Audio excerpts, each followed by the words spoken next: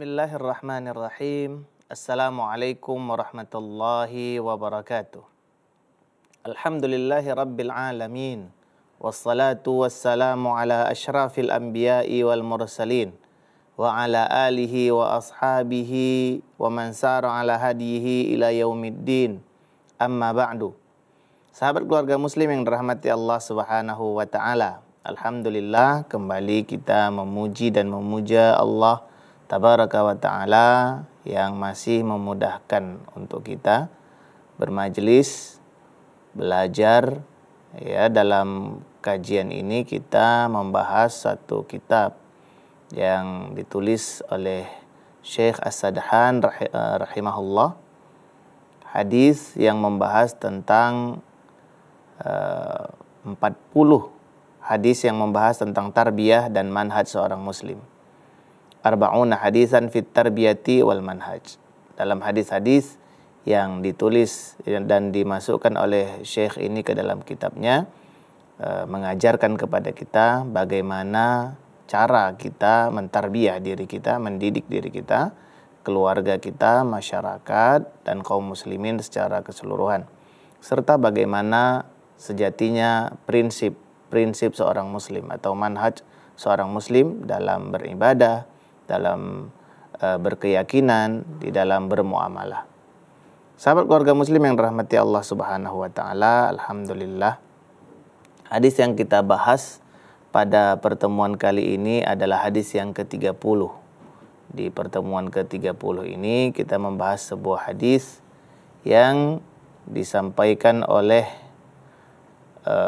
sahabat Nabi, ya, dikeluarkan oleh Al-Imam Ahmad, begitu juga Imam Hakim dan yang lainnya dari sahabat Nabi Jubair ibnu Mut'im.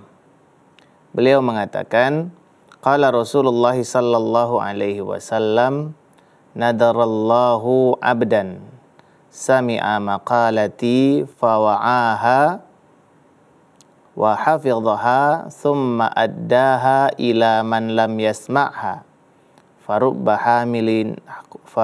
hamili fiqhin ghaira faqihin wa rubba hamili fiqhin ila man huwa afqahu minhu.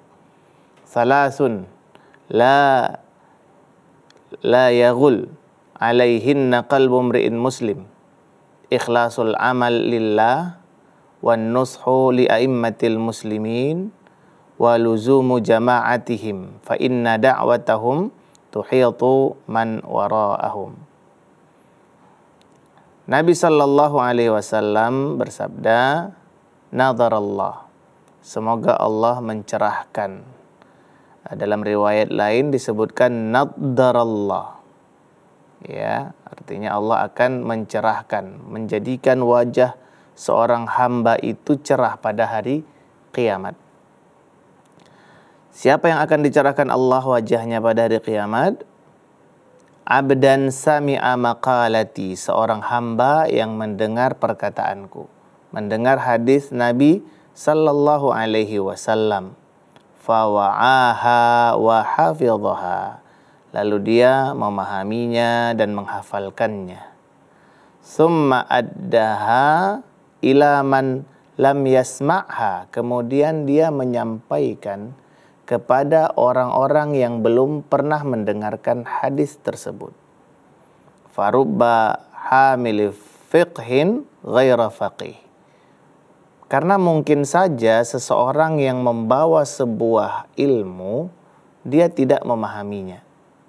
Warubba hamili fiqhin ila man huwa afqahu minhu, dan bisa saja seseorang yang membawa ilmu itu menyampaikan kepada orang yang lebih faham terhadap ilmu tadi. Salasun, ya, ada 3 orang, ada 3 jenis orang. La yaghul alaihinna qalbu mri'in muslim, arti hatinya itu tidak akan berkhianat, ya. Yang pertama, ikhlasul amali lillah, mengikhlaskan amal karena Allah subhanahu wa ta'ala. Wan nushu li a'immatil muslimin, menyampaikan nasihat kepada pemimpin-pemimpin kaum muslimin. waluzumu jama'atihim, dan senantiasa berada di jamaahnya, ya, kelompok kaum muslimin, membersamai mereka. Fa inna da'watahum tuhitu min waraihim, karena ya dakwah mereka, ajakan-ajakan mereka, orang-orang yang beriman tadi, orang-orang yang berilmu tadi, itu akan mengumpulkan mereka di belakangnya. Sahabat keluarga muslim yang dirahmati Allah Subhanahu wa taala, hadis ini ya merupakan hadis yang berisikan kabar gembira kepada kita, kepada orang-orang yang belajar, kepada orang-orang yang mengajarkan ilmu. Di dalam hadis ini Nabi Sallallahu Alaihi Wasallam mendoakan, ya, dan doa yang dimaksudkan ini akan dikabulkan oleh Allah Subhanahu wa taala. Yakni nadarallahu, Allah akan menjadikan wajah seseorang itu bercahaya. Tadi kita katakan dalam riwayat lain nadarallah. Ya, jadi kalau nadara itu fiil yang memang dia cahayanya itu lebih, ya. Nadarallah, wajah seseorang akan bercahaya. Kalau nadara, cahayanya itu akan bersinar, ya. Seorang hamba yang mendengarkan sabda Nabi. Dalam hadis ini, ya, seseorang tentunya yang pertama harus mendengarkan hadis itu. Dan yang terpenting dari itu, dia harus memastikan hadis yang dia dengar itu adalah sesuatu kebenaran. Jika tidak, karena dikhawatirkan seseorang ketika dia tidak tahu makalah atau hadis yang dia sampaikan itu, dia tidak tahu itu benar atau tidak, dia tidak tahu itu datangnya dari Nabi Sallallahu Alaihi Wasallam atau tidak, lalu dia sampaikan sembarangan, dia sampaikan serampangan, dia akan terancam dalam hadis Nabi Sallallahu Alaihi Wasallam yang lainnya, di mana Nabi Sallallahu Alaihi Wasallam mengatakan, balighu anni walau ayah, sampaikan dariku itu walaupun hanya satu ayat. Wa haditsu an bani Israil wala haraj, dan berceritalah kalian tentang Bani Israel, tidak ada masalah. Wa man kadzaba alayya muta'ammidan, tapi ingat, barang siapa yang berdusta atas namaku dengan sengaja, falyatabawwa maq'adahu minan nar, maka hendaklah dia mengambil tempat duduknya di dalam api neraka. Ini sesuatu ancaman yang tegas dari Nabi Sallallahu Alaihi Wasallam agar kita tidak sembarangan mendengarkan perkataan-perkataan yang dinisbatkan kepada Nabi, kecuali kita bisa memastikan itu datangnya dari Nabi Sallallahu Alaihi Wasallam. Mungkin kita akan mengatakan bahwa kita tidak memiliki kapasitas untuk menghukumi sebuah hadis, apakah itu hadis Nabi atau perkataan orang lain. Maka tidak ada masalah kita menyerahkannya kepada ahlinya, kepada orang-orang yang berkompeten di bidang tersebut. Seperti misalnya kalau kita sampaikan ini hadis dalam kitab Sahih Al-Bukhari misalnya, ya, kita bisa menerima hadis tersebut karena Al-Imam Al-Bukhari tidaklah memasukkan hadis-hadis ke dalam sahihnya kecuali beliau telah berusaha memastikan bahwa hadis tersebut merupakan hadis Nabi. Adapun misal hadis-hadis yang disampaikan Imam Bukhari tidak pada Sahih Al-Bukhari, misalnya seperti Al-Adabul Mufrad, kita bisa mencari rekomendasi ulama-ulama yang kompeten di bidangnya. Ya, seperti contoh sekarang banyak kitab-kitab yang disahihkan atau dihasankan atau ditakhrij oleh ulama-ulama yang berkompeten seperti Syekh Al-Albani rahimahullah misalnya, atau Syekh Syu'aib Al-Arnaud atau yang lainnya, ahli-ahli hadis yang berkompeten di bidang hadis. Ketika kita melihat satu hadis dan kita melihat rekomendasi ulama tentang hadis tersebut, hafalkan, ya, agar kita mendapatkan apa yang dijanjikan oleh Nabi Sallallahu Alaihi Wasallam ini. Hafalkan, dengarkan. Yang pertama tadi dengarkan. Ya, mendengarkan bisa dengan cara mendengar orang membaca hadis atau kita membaca. Ya, atau kita membaca dalam sebuah buku hadis, kita baca, kemudian fawa'aha wa hafidhaha, kita berupaya dulu memahaminya. Ya, memahami hadis itu apa yang dimaksud oleh Nabi Sallallahu Alaihi Wasallam dalam hadis itu. kita lihat penjelasan para ulama semampu kita melakukannya. Kita melihat, kita duduk di majelis ilmu, ya. Karena terkadang apa yang dimaksudkan oleh Nabi Sallallahu Alaihi Wasallam mungkin tidak seperti yang kita fahami kalau kita tidak melihat penjelasan para ulama, ya. Nah, dari sini juga ahibati fillah, sahabat keluarga muslim yang dirahmati Allah, kita dianjurkan untuk memahami bahasa Nabi, yakni bahasa Arab. Makanya Umar bin Khattab radhiyallahu taala anhu mengatakan, "Ta'allamul Arabiyyah fa innaha min dinikum." Belajarlah kalian bahasa Arab. Karena sesungguhnya bahasa Arab itu bahagian daripada agama kalian. Kalian bisa memahami sabda Nabi jika kalian memahami bahasa Arab. Ya, kita belajar bahasa Arab sehingga secara umum kita akan memahami hadis Nabi. Walaupun ya, mempelajari bahasa Arab saja tidak cukup, karena terkadang apa yang dimaksudkan oleh Nabi Sallallahu Alaihi Wasallam ya mungkin memiliki makna lain sehingga kita membutuhkan penjelasan-penjelasan ulama tentang apa yang dimaksudkan oleh Nabi Sallallahu Alaihi Wasallam tersebut. Kemudian Nabi mengatakan wa hafidhaha, dan menghafalnya. Di sini juga ya anjuran kita untuk menghafal hadis-hadis Nabi Sallallahu Alaihi Wasallam. Jadi perbuatan yang kita lakukan agar kita mendapatkan cahaya wajah bersinar pada hari kiamat. Karena nanti pada hari kiamat itu ada wajah orang yang bersinar, ada yang wajahnya hitam. Ya. Allah berfirman, yauma tabyaddu wujuhun wa taswaddu wujuh. Pada hari kiamat itu ya, ada wajah yang diputihkan dan ada wajah yang menjadi hitam. Diputihkan karena amal saleh dia. Dan di antara amal saleh yang dapat menjadikan wajah seseorang putih bersinar pada hari kiamat adalah menghafal, membaca hadis Nabi, memahaminya dan menghafalkannya. Kemudian yang selanjutnya kata Nabi Sallallahu Alaihi Wasallam, "Tsumma addaha ila man lam yasma'ha." Ini perkara yang keempat. Tadi pertama adalah kita mendengarkannya. Ya, mendengarkannya apakah dari kajian seperti ini atau kita membaca buku hadis-hadis Nabi Sallallahu Alaihi Wasallam seperti itu. Kemudian kita fahami. Ya, artinya kita lihat terjemahannya. Kalau kita tidak bisa berbahasa Arab, kalau kita bisa berbahasa Arab, alhamdulillah, berarti kita lebih mudah untuk memahami hadis Nabi tadi. Kemudian dihafalkan. Kemudian disampaikan kepada orang yang belum mendengarnya.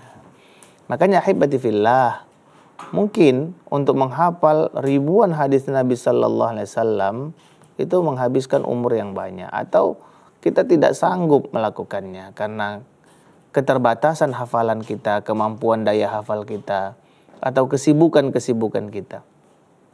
Tapi setidaknya ada upaya kita untuk menghafal hadis Nabi Sallallahu Alaihi Wasallam. Sebagaimana ada upaya kita untuk menghafal ayat-ayat Al-Quranil Karim. Minimal yang akan kita gunakan untuk sholat kita kalau ayat-ayat Al-Quran. Kalau hadis-hadis Nabi minimal untuk keseharian kita. Ya, kita hafalkan 1-2 hadis Nabi Sallallahu Alaihi Wasallam. Kalau bisa 1 hari 1 hadis, kalau mungkin sulit 1 pekan 1 hadis, atau setidaknya 1 bulan 1 hadis. Ya, 1 bulan 1 hadis ini sungguh suatu hal yang sangat prihatin seandainya kita tidak mendapatkan hadis Nabi Sallallahu Alaihi Wasallam, membacanya, menghafalnya. Ya pendek-pendek saja. Seperti hadis Nabi misalnya, ad-du'a'u huwal ibadah. Doa itu adalah ibadah misalnya. Atau kita katakan lagi, balighu anni walau ayah. Ya, sampaikanlah dariku walaupun sepotong ayat. Kita hafalkan 1 hadis Nabi Sallallahu Alaihi Wasallam. Karena harapan kita adalah kita mendapatkan wajah yang dicerahkan oleh Allah pada hari kiamat. Barakallahu fikum. Insyaallah nanti pada sesi kedua akan kita kembali jelaskan hadis ini dan kita ambil faedah-faedahnya. Barakallahu fikum.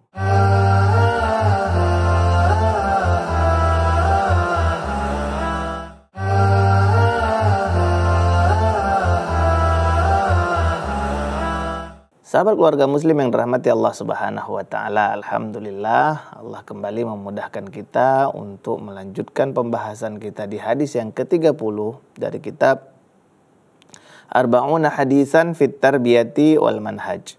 Tadi telah kita sampaikan potongan hadis Nabi sallallahu alaihi wasallam yang mengatakan nadarallahu abdan atau nadarallahu abdan sami'a maqalati, dia mendengarkan makalah-makalahku, dia mendengarkan perkataanku, dia mendengarkan hadis-hadis Nabi sallallahu alaihi wasallam. Lalu dia memahaminya dan menghafalnya, kemudian menyampaikannya kepada orang yang belum pernah mendengarnya. Ya. Jadi 4 perbuatan ini kita lakukan ya, untuk mendapatkan balasan. Apa balasannya? Wajah kita dicerahkan oleh Allah pada hari kiamat. Kemudian Nabi mengatakan farubba hamili fiqhin ghaira faqih. Karena bisa saja seseorang yang membawa ilmu, yang membawa hadis, dia tidak memahami hadis itu. Artinya kalau kita sudah bisa pastikan ini hadis Nabi, kita hafalkan, kita sampaikan kepada orang lain. Ya, kita fahami semampu kita memahaminya.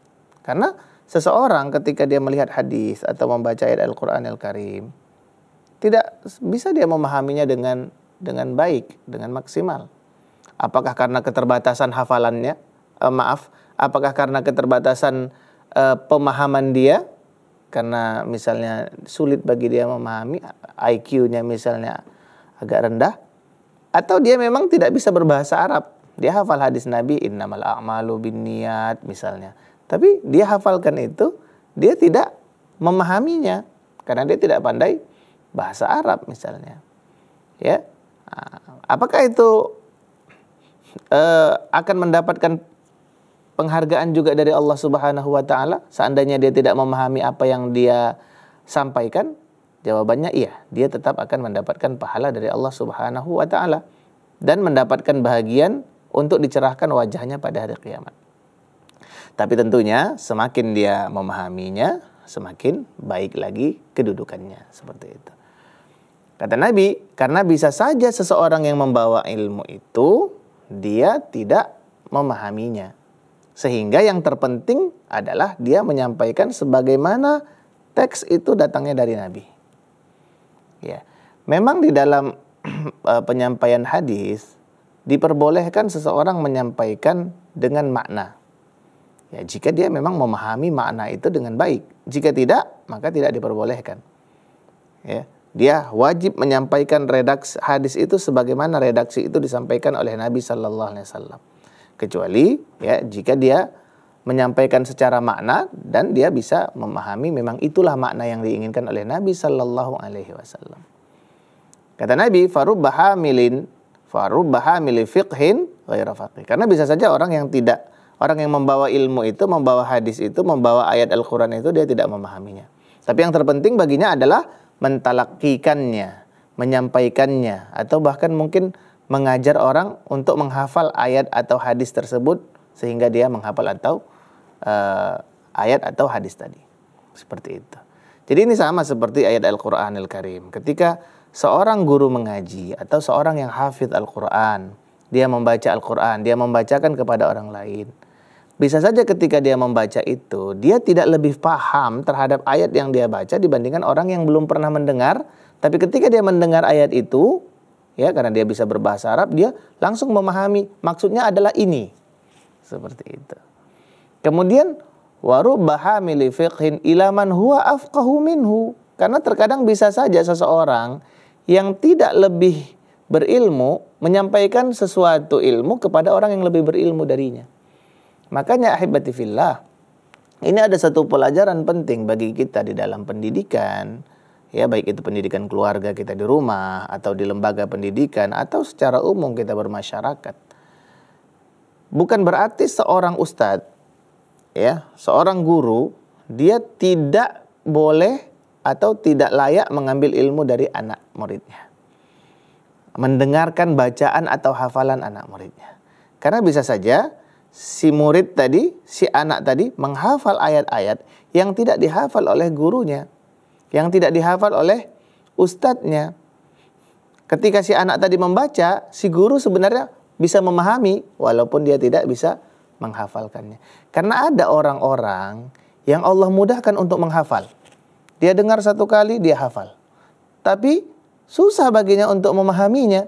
10 kali pun sudah pun dia hafal, sudah pun dijelaskan berpuluh kali, dia tidak bisa memahaminya, tapi dia hafal. Ada juga orang yang mudah baginya memahami sesuatu, tapi sulit baginya menghafalkannya. Ya, nah, maka ini yang dimaksud oleh Nabi Sallallahu Alaihi Wasallam. Karena kemampuan manusia itu berbeda-beda. Ada yang mudah baginya menghafal, ada yang Allah mudahkan baginya memahami sesuatu. Ada lagi yang tentunya yang lebih baik, dia mudah menghafalkannya dan dia mudah memahaminya, dan yang terpenting adalah dia bisa mengamalkannya. Hadis ini berisikan pelajaran penting bagi kita untuk mendapatkan wajah yang dicerahkan oleh Allah Subhanahu wa taala pada hari kiamat adalah dengarkan ayat hadis Nabi sallallahu alaihi wasallam. Baca. Kemudian fahami semampu kita memahaminya. Ya, kita ikuti bacaan itu dan kita hafalkan dengan baik.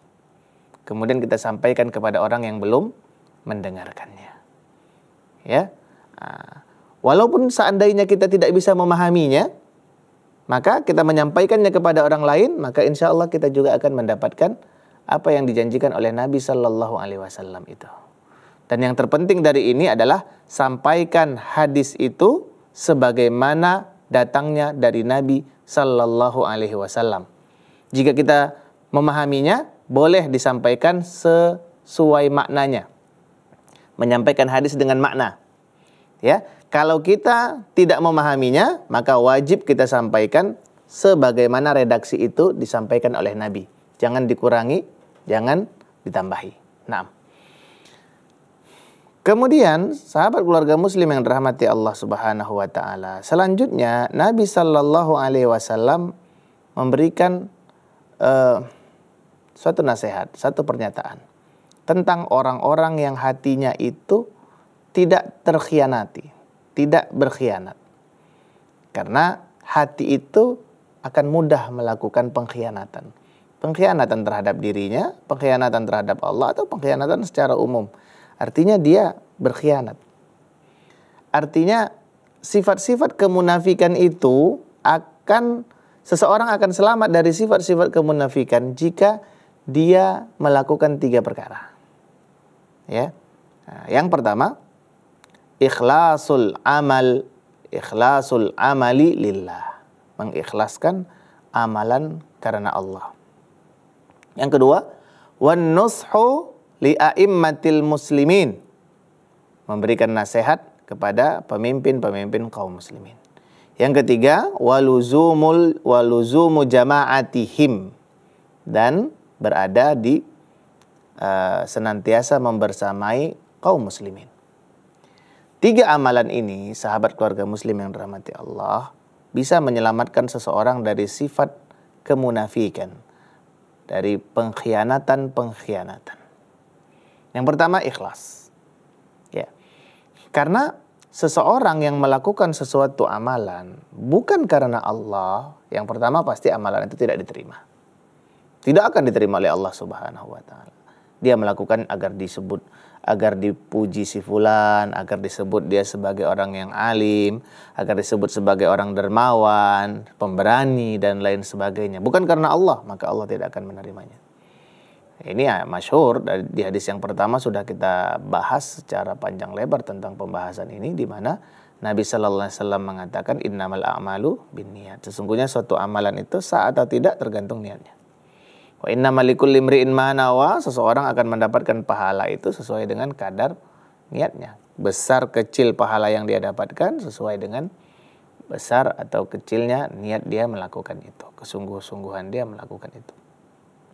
Yang pertama, Allah tidak akan terima amalan orang-orang yang tidak ikhlas karena Allah Subhanahu wa taala. Dan yang kedua, ketika seseorang tidak mengikhlaskan amalannya kepada Allah, berarti dia melakukan perbuatan kesyirikan. Ya, kesyirikan itu ada 2. Ada syirik kecil, ada syirik besar.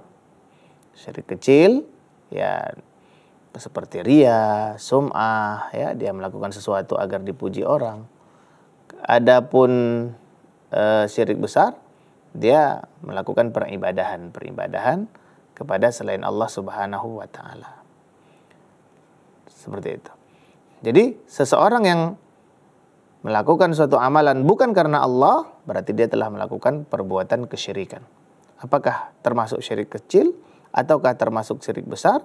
Keduanya adalah sesuatu yang sangat berbahaya. Yang ketiga, ketika seseorang tidak mengikhlaskan perbuatannya, amalnya untuk Allah, berarti dia sedang berkhianat. Ya. Karena sejatinya, ahibati fillah, sahabat keluarga muslim yang dirahmati Allah, ketika kita menjalankan agama, din ini adalah amanah dari Allah. Dan lawan daripada din adalah, dan lawan daripada amanah, kebalikan daripada amanah adalah khianah. Ketika seseorang yang seharusnya dia melakukan sholat karena Allah, membaca Al-Quran karena Allah, tapi dia lakukan karena manusia untuk mendapatkan keuntungan duniawiyah, maka dia telah mengkhianati tujuan suci dari ibadah. Ibadah itu tujuannya adalah menghambakan diri seseorang kepada Allah, berharap ridha Allah, tapi dia lakukan tidak karena itu. Ini adalah sebuah pengkhianatan. Allah berfirman, "Faman kana yarju liqa'a rabbih falya'mal 'amalan shalihan wa la yusyrik bi'ibadati rabbih ahada." Ya. Barang siapa yang menginginkan ridha Allah, bertemu dengan Allah, maka hendaklah dia beramal salih dan tidak melakukan perbuatan syirik dengan sesuatu apapun. Wa ma umiru illa liya'budullaha mukhlishina lahuddin. Tidaklah mereka diperintahkan kecuali untuk menyembah Allah dengan ikhlas dan sesuai dengan ajaran agama yang diajarkan. Jika dia melakukan peribadatan ya bukan karena Allah, tidak seperti yang diajarkan oleh Nabi sallallahu alaihi wasallam, maka dia telah berkhianat. Intinya ahibati fillah, berbuat syirik itu pengkhianatan kepada Allah, berbuat bid'ah itu pengkhianatan kepada Nabi sallallahu alaihi wasallam. Karena Nabi itu diutus. Itu kan untuk mengajari kita cara beribadah kepada Allah. Ya, lalu tidak kita pakai pedoman dia. Kita buat pedoman kita sendiri. Bukankah itu pengkhianatan kepada Nabi sallallahu alaihi wasallam? Maka itu yang dimaksud oleh sabda Nabi sallallahu alaihi wasallam. Jika seseorang mengikhlaskan amalnya karena Allah, maka hatinya akan selamat dari pengkhianatan. Pengkhianatan yang kepada Allah atau pengkhianatan kepada yang lain. Kalau kepada Allah saja dia berkhianat, maka akan lebih mudah dia berkhianat kepada selain Allah. Kepada manusia akan lebih mudah dia berkhianat. Ya, seorang suami akan lebih mudah dia berkhianat kepada istrinya, istri berkhianat kepada suaminya, dan seterusnya. Yang kedua, sahabat keluarga muslim yang dirahmati Allah, wan nushu li a'immatil muslimin. Menasehati kaum muslimin, terkhusus menasehati pemimpin, adalah bahagian daripada din. Nabi sallallahu alaihi wasallam bersabda, ad-dinun nasihah. Agama itu adalah nasihat. Qulna liman? Qala lillahi wa li rasulihi, ya, wa li kitabihi wa li rasulihi wa li a'immatil muslimina wa ammatihim. Jadi agama itu adalah nasihat untuk Allah. Maksudnya mengajarkan orang untuk menasihati orang untuk melaksanakan hak-hak Allah Subhanahu wa taala. Begitu juga terhadap kitab-kitabnya. Yakni mengajak orang untuk membaca Al-Qur'an, menghafal Al-Qur'an, mengamalkan Al-Qur'an. Kepada nabinya, ya Nabi Muhammad sallallahu alaihi wasallam, artinya mengajak orang untuk mencintai Nabi, mengamalkan sunnah Nabi. Wali a'immatil muslimin wa ammatihim. Dan begitu juga untuk pemimpin-pemimpin kaum muslimin. Artinya sahabat keluarga muslim, seperti yang disebutkan oleh Al-Imam Adz-Dzahabi rahimahullah, orang-orang yang tidak melakukan nasihat berarti agamanya berkurang. Karena kata Nabi sallallahu alaihi wasallam, agama itu adalah nasihat. Nasihat tentang apa? Lillah, tentang Allah, tentang Rasul, tentang kitab Al-Quran, tentang pemimpin, tentang kaum muslimin. Ada 5. Jika kita tidak mengingatkan, menasehati orang untuk hal ini, maka berkuranglah bahagian daripada agama kita. Ya, makanya kata beliau, seandainya kita dikatakan, wahai orang yang kurang agamanya, kita pasti akan marah. Ya. Tetapi ketika kita sama sekali tidak pernah menasehati pemimpin kaum muslimin, terkhusus ini adalah orang-orang yang berilmu, maka berkuranglah kadar agamanya. Nah, barakallahu fikum, sahabat. Insyaallah nanti pada sesi yang ketiga kita akan selesaikan pembahasan hadis ini dan kita ambil faedah-faedah yang ada di dalamnya. Barakallahu fikum ajma'in.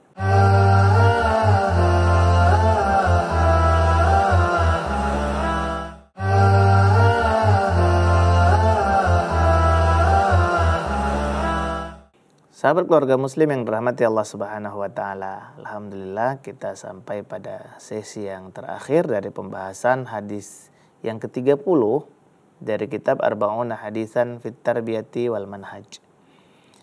Tadi kita telah sampai pada sabda Nabi sallallahu alaihi wasallam, "Salasun la yaghillu alaihinna qalbu mri'in muslim." Ada 3 perkara yang jika dilakukan oleh seorang hamba, maka hatinya akan selamat dari pengkhianatan-pengkhianatan. Yang pertama, ikhlas. Kita berupaya melakukan sesuatu itu ikhlas karena Allah Subhanahu wa taala. Jika tidak, maka potensi-potensi kita akan berkhianat. Ya, korupsi juga maksud daripada ghulul, ya, pengkhianatan. Dan pengkhianatan ini bersifat umum. Seseorang akan berkhianat, dan yang paling berbahaya ketika dia berkhianat kepada Allah. Ya, berkhianat kepada Allah, kepada Rasulnya, kepada agama Islam. Dan berkhianat kepada kaum muslimin yang lainnya juga sesuatu hal yang berbahaya. Kita mengingat hadis Nabi sallallahu alaihi wasallam ketika beliau mengatakan, ayatul munafiqi salasun, idza haddatsa kadzaba wa idza wa'ada wa idza haddatsa kadzaba wa idza wa'ada akhlafa wa idza tumina khana. Ketika dia berbicara dia berdusta, dia berjanji dia mengingkari janjinya, ketika dia dipercaya dia berkhianat. Ya, seseorang akan selamat dari pengkhianatan, salah satu caranya adalah dia mengikhlaskan amalannya karena Allah. Apapun yang dia lakukan itu, dia hendaklah berharap ridha Allah Subhanahu wa taala. Walau mungkin manusia tidak memujinya, walau manusia tidak menghargainya, walau manusia mencemoohkan dia, itu tidak menjadi suatu hal yang memberatkan baginya jika dia ikhlas karena Allah Subhanahu wa taala. Walaupun kita akui bahwa ikhlas ini adalah perkara yang sangat sulit dilakukan. Tapi itulah jalan satu-satunya agar kita selamat di dunia dan di akhirat. Yang kedua, wan nushu li a'immatil muslimin, tadi telah kita jelaskan bahwa memberikan nasihat kepada pemimpin kaum muslimin.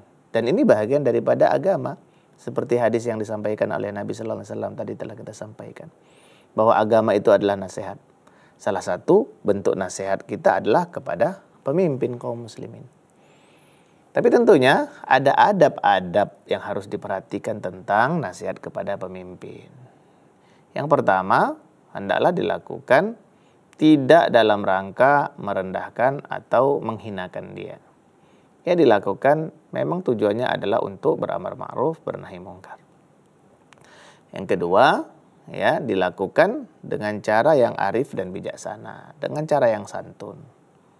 Ya, dan sebelum itu semua dilakukan, hendaklah seseorang memang betul-betul menginginkan kebaikan untuk pemimpinnya. Jika pemimpinnya dalam kebenaran, dia dukung. Jika pemimpinnya melakukan kesalahan, dia ingkari. Ya, dia sampaikan jika dia memiliki kesempatan untuk menyampaikannya. Bisa dengan surat, bisa dengan mendatangi tempat mereka.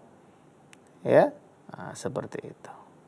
Kecuali jika seandainya suatu saat itu dibutuhkan untuk disampaikan dalam forum terbuka, maka tentunya dalam kondisi-kondisi tertentu tidak mengapa seseorang menyampaikan kritikan atau nasihat kepada pemimpin dalam forum terbuka jika itu dibutuhkan. Dan ini tentunya butuh ilmu. Seseorang harus memiliki ilmu sebelum dia menyampaikan nasihat, ya, terkhusus kepada pemimpin. Karena jika suatu pemimpin, seorang pemimpin itu bagus berdasarkan dia tentunya dengan nasihat-nasihat rakyatnya, nasihat-nasihat orang yang berilmu yang ada di sekelilingnya, maka akan baguslah sebuah negara. Tapi jika pemimpinnya pengkhianat dan ulama yang di sekitarnya penjilat, maka akan rusaklah suatu negara itu. Makanya hadis ini, ya, memberikan, ini terkhusus kepada orang-orang yang berilmu. Jangan sampai mereka menjadi penjilat pemimpin karena mereka takut ya tempatnya akan dilengsarkan. Karena biasanya ketika seorang pemimpin melakukan kesalahan ya dan dia memiliki syahwat yang besar untuk menjalankan kemaksiatan tadi ya, kemudian orang-orang yang berada di sekitarnya, orang-orang yang berilmu terutama, itu berusaha untuk mencegahnya, maka potensi mereka akan dilengsarkan atau dibuang atau dihinakan atau dibunuh bahkan itu akan besar.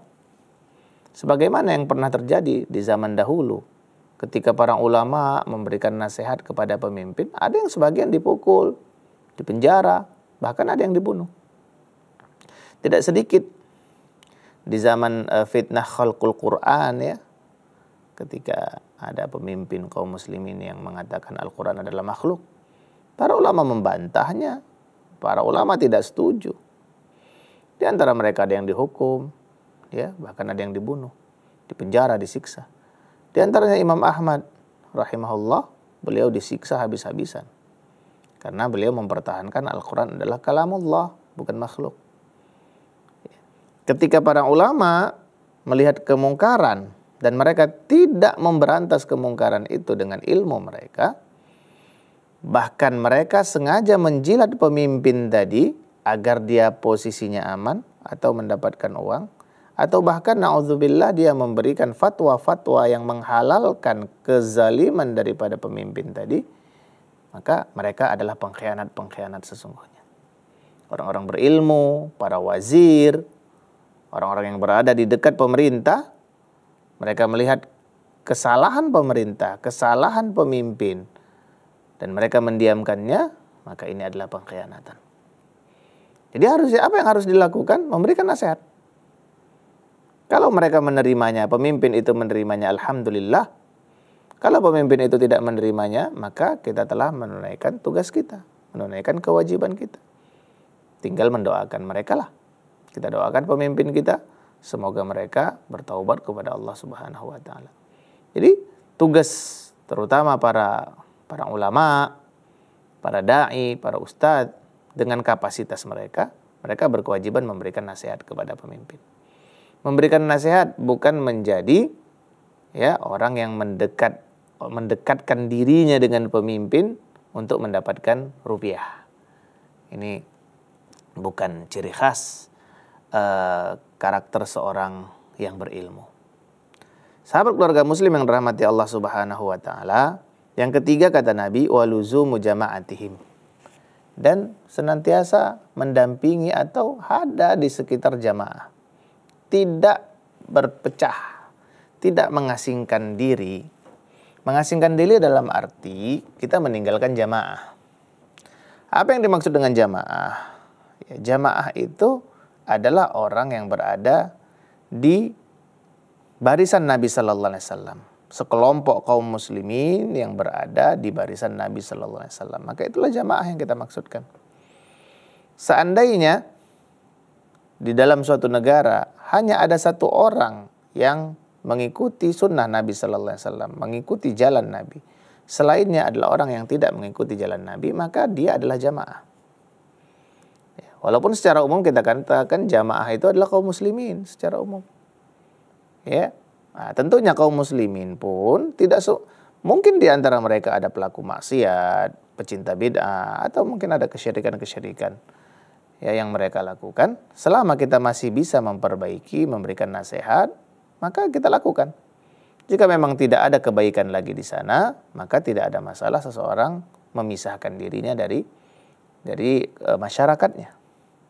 Ya, seandainya tidak ada kebaikan lagi yang bisa didapatkannya atau dia tidak bisa memberikan kebaikan untuk mereka dengan cara mendakwahinya, maka meninggalkan mereka tidaklah dilarang. Tapi seandainya kita masih dapat memperbaikinya dengan memberikan dakwah atau kebaikan-kebaikan bisa kita hasilkan dari mereka, maka tidak ada masalah seseorang tetap berada di masyarakatnya. Dan itu harus dia lakukan. Ya, karena kata Nabi Sallallahu Alaihi Wasallam, luzumul jamaah, tetap berada di sekitar jamaah kaum muslimin. Terkhusus orang-orang yang masih bisa diperbaiki kalau dia salah. Atau kalau dia melakukan kebaikan, kita bersama mereka di dalam ta'awun 'alal birri wat taqwa, tolong menolong dalam perbuatan kebaikan dan ketakwaan, seperti itu.